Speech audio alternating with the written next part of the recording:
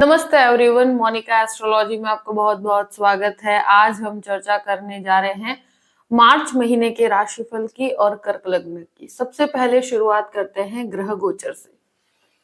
सूर्य 14 मार्च से 13 अप्रैल तक मीन राशि के अंदर स्थित रहेंगे। बुध जो है वो 7 से 26 मार्च तक मीन राशि के अंदर रहेंगे।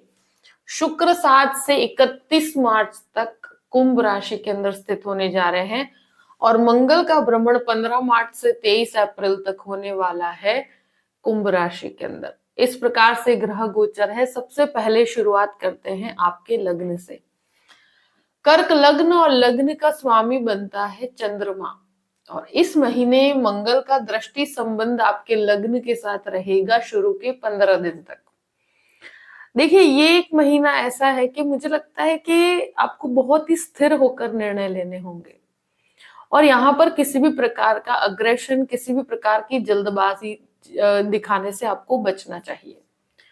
यहाँ पीस ऑफ माइंड रख के ही काम करना पड़ेगा, क्योंकि ये जो मंगल का दृष्टि संबंध आपके लग्न के साथ है, वो शुरू के 15 दिन व्यक्ति को बहुत ही उतावलापन देता है, बहुत ज्यादा जल्दबाजी में कार्य करने की क्षमता देता है। मगर मुझे लगता है कि ये इस महीना स्थिर होकर निर्णय लेने का है। बहुत ज्यादा बदलाव, बहुत ज्यादा एक तरह से चेंजेस को आपको अवॉइड करना चाहिए। द्वितीय भाव की बात करते हैं। द्वितीयेश सूर्य बनकर पहले अष्टम भाव में और फिर नवम भाव में। देखिए, सूर्य इस महीने बहुत ज्यादा एक तरह से कहते हैं ना कि बदलाव लेकर आ रहा है कि अष्टम भाव में सूर्य शनि का एक संबंध बनता है और नवम भाव में सूर्य राहु का ग्रहण दोष बनता है।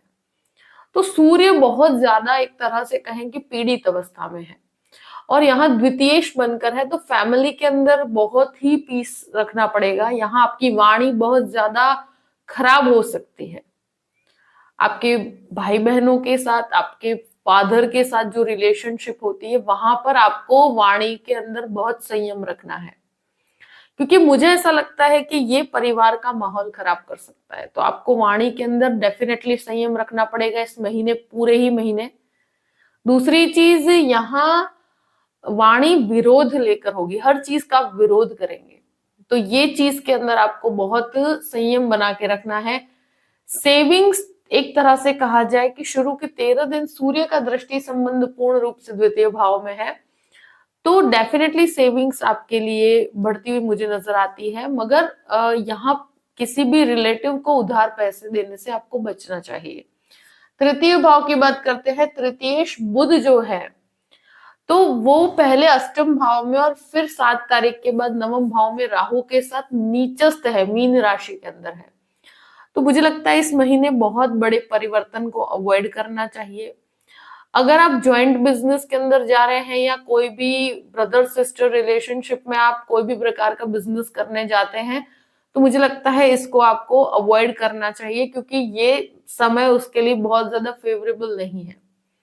यहाँ कोई भी चेंज, कोई भी बदलाव कंफर्ट जोन लेकर नहीं आएगा। दूसरी चीज ये है कि बुध बहुत नीचस्थ अवस्था में है राहु के साथ, तो ये परिस्थितियों में कंफर्ट जोन नहीं देता और ये कम्युनिकेशन का भी स्वामी बनकर आपके नीचस्थ अवस्था में है। भले ही उसका स्थान बहुत अच्छा है, मगर ये एक तरह से कहा जाए कि मीन राशि में है।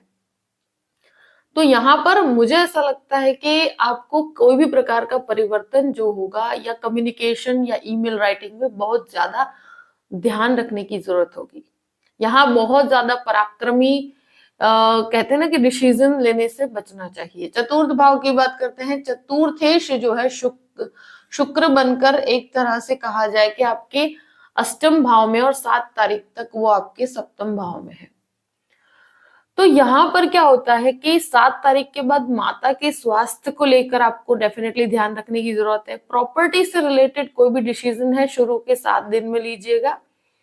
यहाँ अष्टम भाव में प्रॉपर्टी का स्वामी जाते हैं, तो ये एक तरह से हेरिडिटी की प्रॉपर्टी से संबंधित कोई भी विवाद है, तो वो 7 से 31 के बीच में आपके वो विवाद और भी खुलकर बाहर आएगा।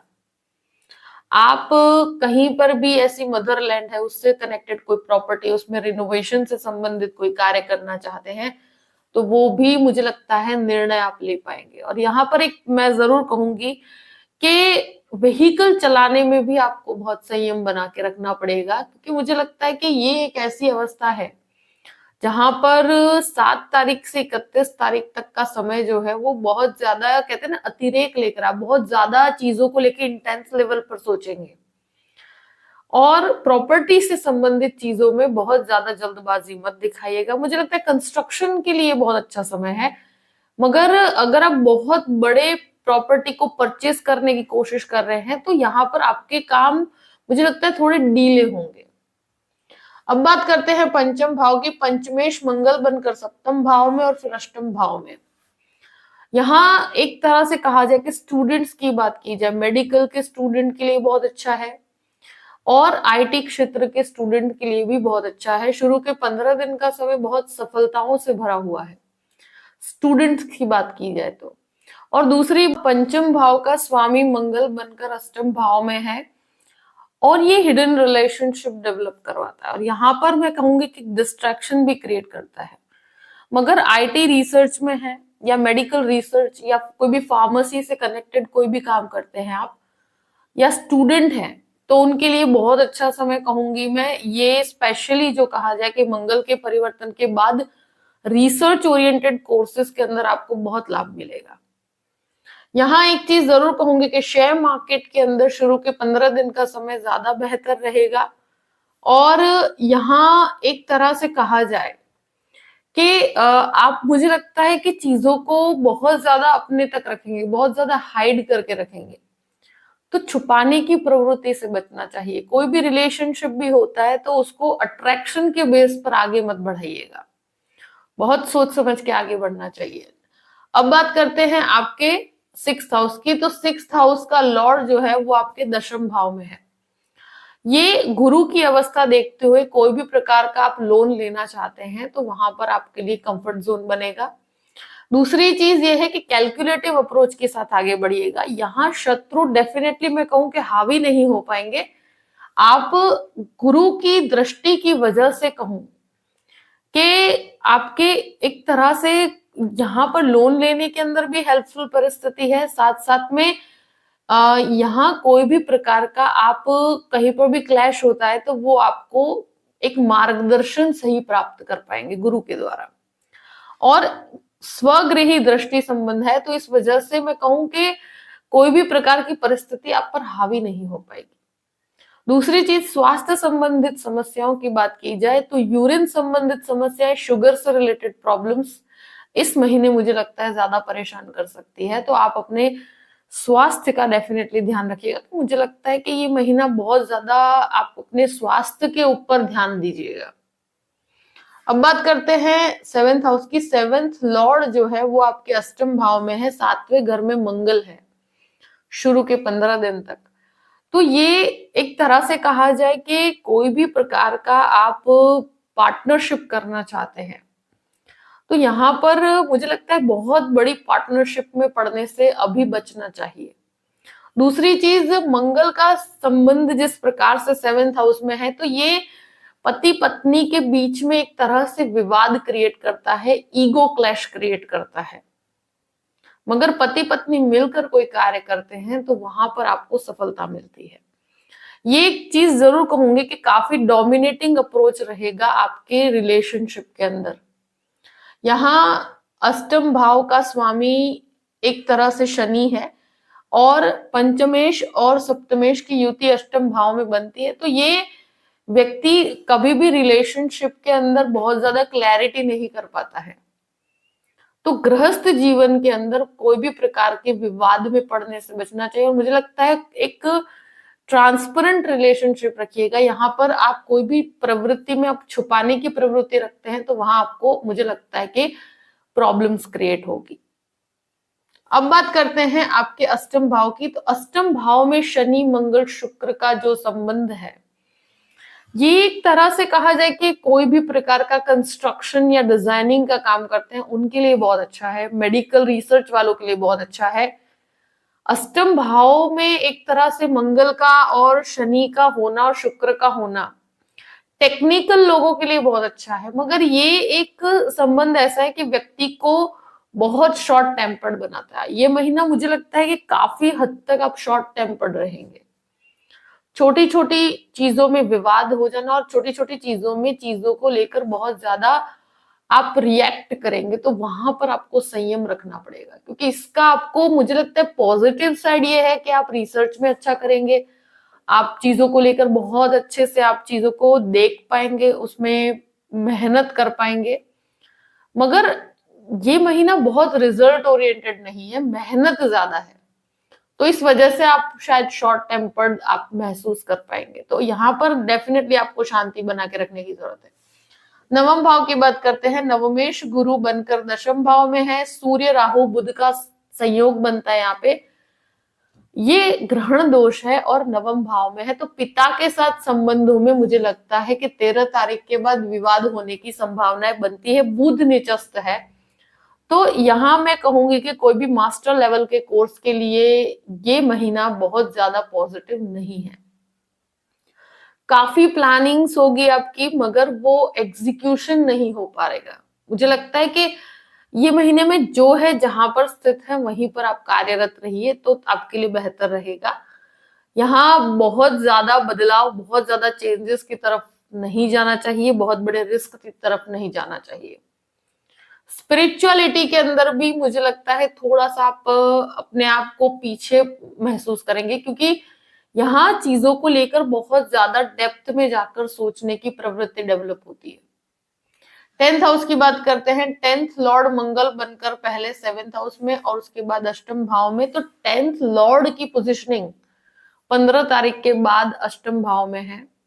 यहाँ ये महीना गुरु की वजह से कहूंगी कि आपके लाइफ में एक बैलेंस बना हुआ है, आपकी इनकम के अंदर एक स्थिरता रहेगी। मगर आप सोचते हैं कि मेहनत की बात की जाए या नई जॉब की प्राप्ति की बात की जाए, तो ये महीने में मेहनत बहुत ज्यादा है और रिजल्ट्स, और आप कहीं पर भी जॉब के अंदर कोई भी प्रकार का अगर प्रमोशन एक्सपेक्ट कर रहे हैं, तो ये महीने में मुझे लगता है आपको वेटिंग में रखा जाएगा। दूसरी चीज, यहाँ बहुत बड़े चेंजेस को अवॉइड कीजिएगा।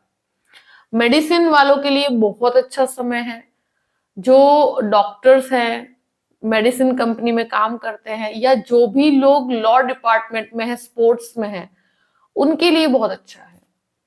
मगर ये महीने में जो 15 तारीख के बाद मंगल की अवस्था है और उससे पहले जो मंगल काफी उच्च के हैं, मगर लग्न को भी देखते हैं, तो ये जो पूरा कॉम्बिनेशन जिस प्रकार से, और सूर्य शनि का अष्टम भाव में होना, मुझे लगता है कि ये बहुत स्थिरता के साथ चलने का समय है, बहुत बड़े निर्णयों के लिए ये समय योग्य नहीं है।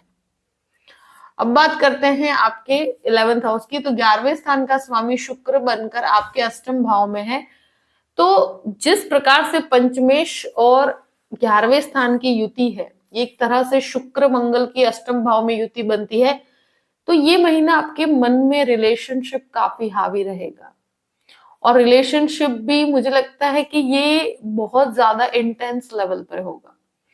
तो आप अट्रैक्शन बेस्ड रिलेशनशिप मत रखिएगा, क्योंकि ये शुक्र मंगल की अवस्था most of attraction based relationship होते हैं और एज गैप के अंदर रिलेशनशिप क्रिएट होती है जब शनि का भी इन्वॉल्वमेंट है।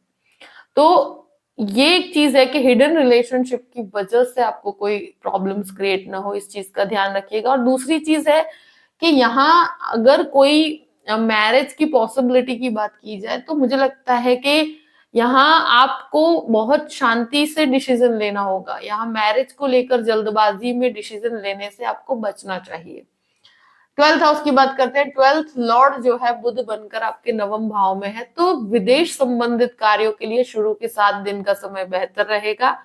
7 से 26 तक का समय मुझे लगता है कि बहुत ज्यादा फेवरेबल नहीं है। अपने खर्चों पर नियंत्रण रखिएगा। यहाँ कोई भी अगर कोर्ट कचहरी का मामला है, तो वहां पर मैं कहूंगी कि बहुत फेवरेबल परिस्थिति नहीं है, तो अपनी वाणी को संयम में रखने की जरूरत है। तो ये महीने में बहुत ज्यादा पॉजिटिविटी मैं नहीं कहूंगी, मगर चीजों को लेकर बहुत स्थिरता के साथ लोगों के साथ डिस्कशन कीजिएगा, 2 से 3 जन की एडवाइस लेकर कार्य कीजिएगा तो आपके लिए ज्यादा फेवरेबल रहेगा। कोई भी डिसीजन खुद से लेते हैं तो जल्दबाजी में मत लीजिएगा। यहाँ पर आपको कोई भी ऐसे लेवल का कोई भी व्यक्ति हो कि जिससे आप एडवाइस ले सके, तो आप एडवाइस लेकर काम करते हैं तो आपको रिजल्ट्स बहुत पॉजिटिव मिलेंगे। जो भी परिस्थिति है मैंने आपके सामने रख दी है। आई होप कि ये वीडियो आपको पसंद आया होगा। पसंद आए तो लाइक भी कीजिएगा और सब्सक्राइब भी कीजिएगा। Thank you so much. जय श्री कृष्ण।